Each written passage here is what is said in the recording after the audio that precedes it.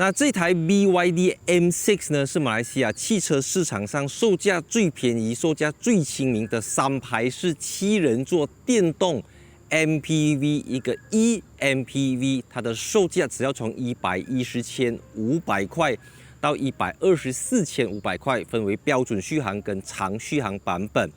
因为说实话，我们原先都觉得这台车子的价格肯定会在 Atto 3之上。或者至少跟 Atto 3一样，就是在15万马币上下。结果他们发布价钱的时候，每个人都吓到。这个 BYD Malaysia 或者 3W Beyond Auto 的定价，从110千起，你就能够拿得到一个有7人座格局，然后里面的设备也是有旋转萤幕，轴距有2800mm， 后面又是 Multi-Link， 该有的设备基本上这台车子都能够给到你。而且说实话，这个价位真的没有对手了。OK， 就尺寸上它可能比较针对的，像是 Mitsubishi Xpander、以前的 Honda BRV 或者是 Toyota Veloz 这样子的一个家庭用户。但是我们讲到电动车的领域 ，BYD 才是一个佼佼者 ，BYD 才是拥有最相对成熟的这个电池技术，还有电动车技术等等。所以今天这期我们就快速给大家了解一下，在124,500块你能够买得到一台怎样的电动车，它的空间大小、驾驶感如何，我们就跟大家来介绍。所以影片开始前，记得订阅我的 YouTube channel。Let's go。那以防有一些观众还没有跟进到最新的 JBJ eBlack， 我这边就是快速讲一下，从2024年9月之后，新注册的电动车都必须要采用这个白底黑字的 JBJ EV 专用车牌。Right， so 这一台 BYD M6 呢，它就用了跟 BYD Atto 3相同的家族式设计，就是这个 Dragon Face 的前脸。而熟悉 BYD 品牌的朋友都知道，这个 BYD M6 的原型就是 BYD Song Max。但因为 Song Max 一开始是有纯汽油版本，后来就变成是插电式混合动力版本。然后后来 BYD 又针对右舵市场，像马来西亚、新加坡，开发了这个纯电版本的 BYD Song Max， 所以你看到的这一台 BYD M6， 它可能不会出现在中国的汽车市场上面，它是一个overseas product 啦。然后我第一次看到它的时候，就是在中国湖南长沙的工厂看到它，因为它跟 Denza D9 是同样一个工厂组装生产的。如果你是新加坡人，或者你在新加坡工作，或者你常去新加坡，你应该会在路上看过 BYD E6。全白色的。那 BYD E6 跟 BYD M6 呢，可以说是高度类似的产品，只是 BYD E6 就是一个出租车规格 taxi 规格，它的座椅格局是2+3 5人座，然后马力非常的小，因为它不是拿来追求动力，它最主要是要给你更长的 range。那 BYD M6 呢，就是一个针对 end user 针对终端用户开发的，所以马力扭力更加的大，然后也提供了2+3+2的7人座座椅格局，只是跟大家印象中那种有 sliding door 侧滑门的 MPV 不同的是，它的门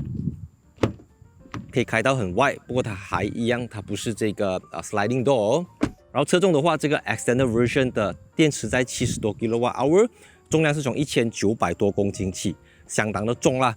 BYD M6 应该是我看过这么多 BYD 车型里面长得最普通、长得最没有 wow 点的一款车。那之前我看过 BYD Hi-O、BYD 海豚、BYD Atto 3、BYD Seal、BYD Sea Lion 都长得非常的好看，好像欧洲豪华车的感觉。但是因为这个 M6 啊，可能它的出道时间比较早，就没有太多怎么讲很绚丽的东西。当然，你买 BYD M6， 你要求的不是 Sea Lion 那一种，你知道吗？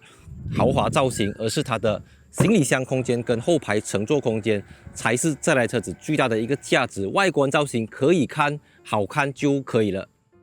在呈现2+3+2的7人座格局下，就是第3排椅背直立的情况下，它的行李箱空间就是这样子。这个是陪我环游世界的都乐电脑包，还有我的平时用的相机 bag，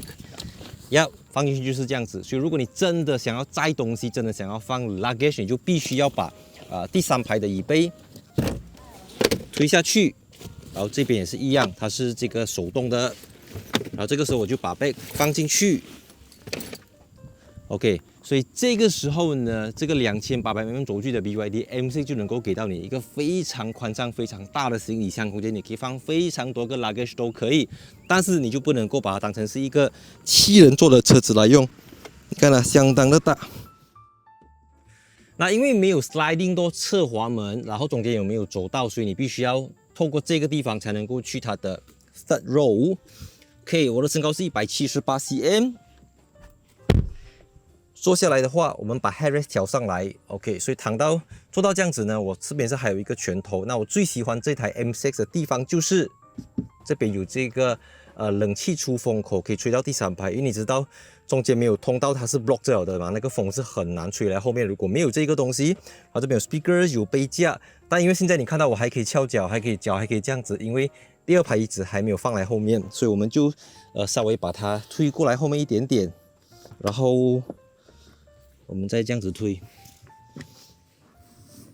，OK， 所以这个就是比较正常的座椅格局了。我的脚还可以这样子放。那很多人会想啊，为什么大人需要坐在后面？因为这个位置不是给小孩子坐的吗？对不对？我身高178cm，那你可以坐后面。但是你要想啊 ，think 啊。当你有 baby car seat， 当你要放儿童安全座椅的时候，只有这2个位置是有 isofix， 所以你的2个 baby car seat 就一定要放在这边。所以可能是妈妈，可能是嘎嘎，可能是阿妈就要坐在第3排，她就可以看着你的孙，看着你的孩子这样子。所以第3排虽然讲不适合大人坐，不过很多时候买这种车子的人，他都知道自己经常有需要用到这个第3排，不管是短距离、中距离、长距离，有好过没有。而且电动车它的电池放在底部嘛，所以地板一定会比平时正常的汽油车还要来得高，但它没有，我觉得坐起来就好像坐一个燃油车这样子哦。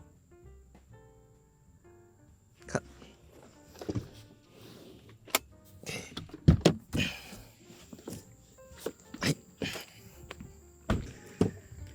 就算你不需要一个7人座的车子，你还是可以考虑 BYD M6， 因为它这个椅子呢，它有滑轨，你可以滑去这么前，也可以滑去这么后，然后你还可以根据第3排乘客的高度去调整这个椅背倾斜程度，你可以到这个 stage 都可以，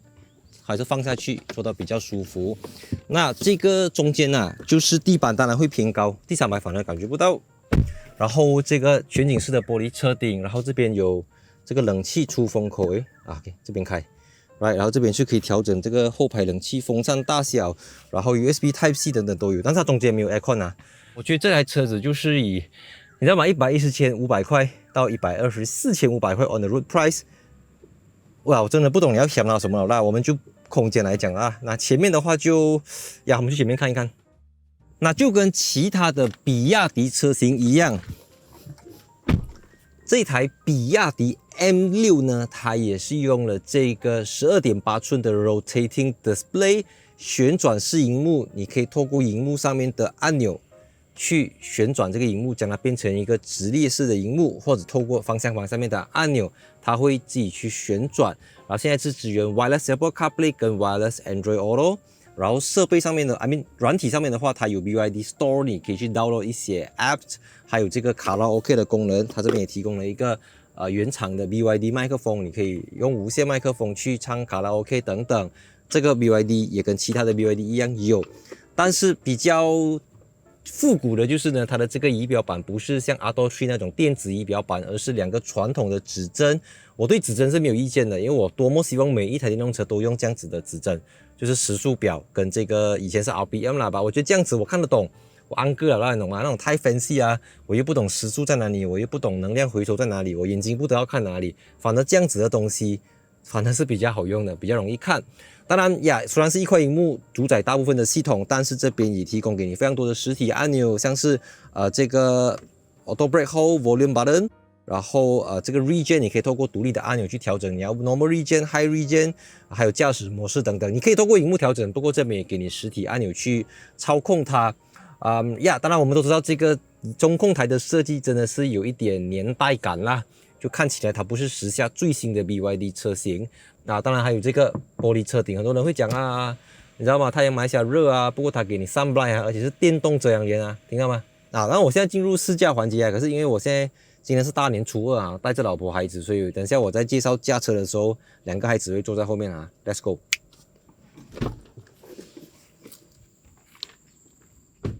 那在我试驾这个 M6 之前呢，其实我最关心的并不是它有多快，它的动力数据就像不会有太多人会要求 Xpander 要多快，不会有人要求 BRV 要有200匹，也不会有人对 Toyota Veloz 的动力有太多的要求，因为你买这种小型的 MPV， 你最在意的就是它能够走就可以了，不要 underpower，不要上气不接下气，能够上云顶，能够满足到大部分的家庭人士就可以了。就在这个基础上它有204个 PS， 310 Nm Front Motor Front Wheel Drive， 而且是 Instant Torque 瞬间扭力，所以动力你不用去怀疑它。只是呢，因为我们试驾的这个是 Extended Version 的，就是70多 kWh 的 LFP Battery， 所以它的重量是1900公斤以上，接近2吨 with 204个 PS， 难免就会显得有一点那个力来到有点慢。然后那个 Weight Distribution 呢，它的这个动力怎么讲？动力传输方面会有一点很难跟车子沟通你觉得有一点 disconnected 的感觉吧？因为这是一种比较少见的情况，因为通常驾这样子的车就是没有力，很没有力那种，可是它又很有力特别是在你进入这个Sport 模式的时候。OK， we say 3, 2, 1, go。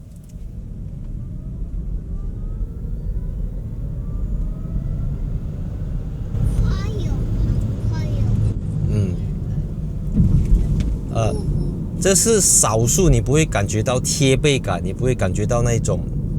强烈冲刺的 BYD 车型，因为 even 是 Atto 3，你一踩下去它都会 wheel spin， 没有这台车子 no drama， 它也不会 wheel spin， 可是我觉得就够了，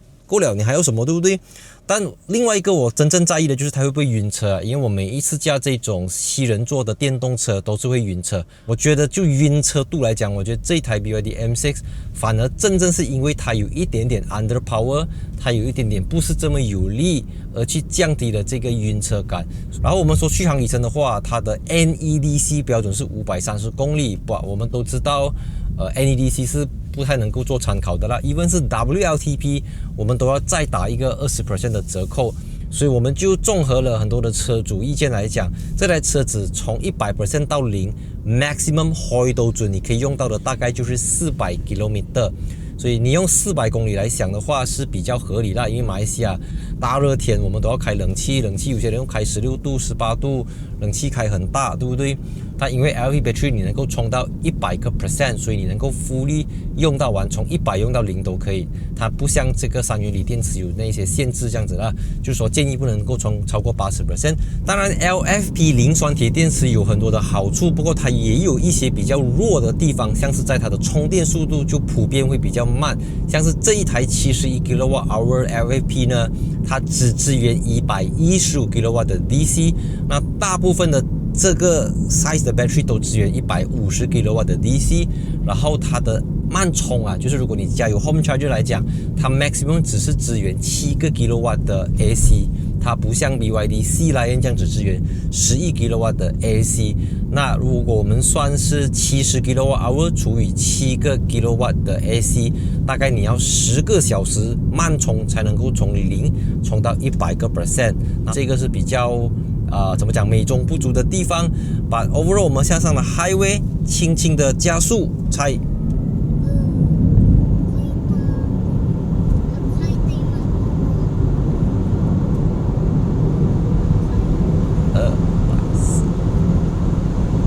corner OK， 不会晕车，没有那种哇的感觉，不过它就够顺够 smooth。当你到这个时速的时候，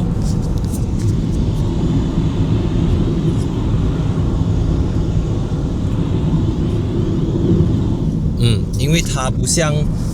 其他的 BYD 车型这样子用那种双层玻璃，可是我还是要提醒大家，它这个车子是亲民售价，主打的就是一个 affordable 的 family eMPV， 所以它卖你110千到124,500块，所以这些东西就，如果你真的要你就去买 BYD Sea Lion， 或者你有更多的 budget， 你可以选择BYD 的 Denza D9， 他们会给到你真的是豪华车的规格。那这个主打一个亲民价位的可负担电动 MPV， 我觉得就点到那边就好了，就点到为止就好了。因为我知道，不管我怎样讲，不管我做了一支 video 讲，还是会有人留言讲中国的 BYD 送妹才卖多少钱，这个那个，中国是 left left hand drive 左驾版本，中国的量、中国的体量、中国的市场等等都不能够拿来跟我们相提并论。因为像我前面讲的，虽然 BYD 宋 Max 有好一段时间，但是这个是针对海外市场开发的。那如果大家对 BYD M6 还有什么样的疑问，也欢迎在底下留言，我们可以透过一些车主有经验的 BYD 车主来告诉我们应该要怎么样正确使用这台车子。那我是在主意，喜欢我的影片记得 follow Instagram account、like 一下 Facebook page，and see you in my next video。3、2、1 cut。那我再补充多一点，就是关于它的 regeneration、recuperation， 它这边有一个独立的按钮，你可以去选择调整，你要 standard 或者是 larger。我还是不知道为什么 BYD 要叫自己的这个能量回收 larger 啦，更大。Energy 可以 regenerative braking 有 standard 跟 high， 然后我们就松开踏板，它是不会帮你停下来的啊，没有，它没有这个，就是相当的 soft。可以停下来，然后我们就去按这个 button 旋转它的荧幕。我觉得如果你看 map 的话啦，你看地图用这样子的一个角度是比较容易看的啦。但如果你看别的东西，可能还是用横条式的比例会比较好。它有自己的内建的地图，如果你要用这个 Apple Map 或者 Google Map Waze 的话，就不能够用这个 Portrait Screen， 你必须要回去才可以启动 Apple CarPlay 这样子。OK， 就是这样子。And see you in my next video。3、2、1 cut。BYD M6 是马来西亚电动车市场上最亲民。那 BYD M6 应该是马来西亚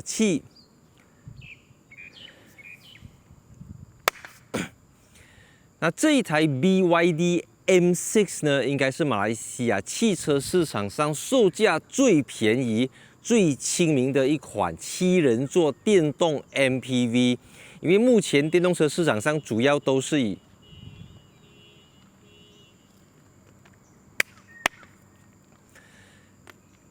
BYD M6 呢，是马来西亚电动车市场上售价最亲民、最便宜的一个3排式7人座 MPV， 一个电动的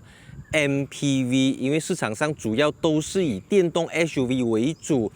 或者电动sedan，那这类型可以容纳7个人的电动车就比较少，尤其是在这个价位。因为通常我们看到那些比较大的电动 MPV 都是从250千到300千或者到350千，可是这一台 BYD M6 呢，它的售价只要从110千500块到124千500。